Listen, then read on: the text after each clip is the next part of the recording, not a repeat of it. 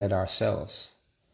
So a lot of scriptures we look at, it's like a twisted look at them because, we start looking, well, that's talking about the white man. Yeah, see, this scripture, that's the white man and there's our enemies. And, for example, these would be one of the scriptures. Maybe, maybe not. Maybe, from the first time we read it, we understood it in the simplicity of the word that this would be like a scripture where, we would read and, the Most High gonna get the other nations. And that is true, and to a certain extent, yeah, this may have, this will have truthfulness to what the nations have done. But when you really look at in spirit, the point that Paul was bringing out, he was speaking about examining ourselves.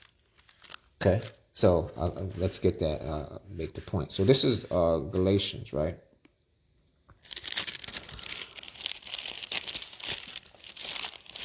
And I'll read chapter 6 and verse 7. Be not deceived. God is not mocked. For whatsoever a man soweth, that shall he also reap. So when we look at the scripture, we should be looking and examining ourselves. Okay.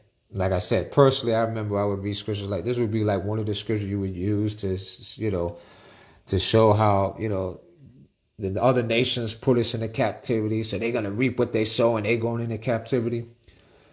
And that is true, as far as, the nations will reap what they've sowed and what, for what they did against Israel by going, above and beyond, in certain cases, they help further the affliction of our people, So, but ultimately, when we read a scripture like this, it's talking about us. Let's read that. It says,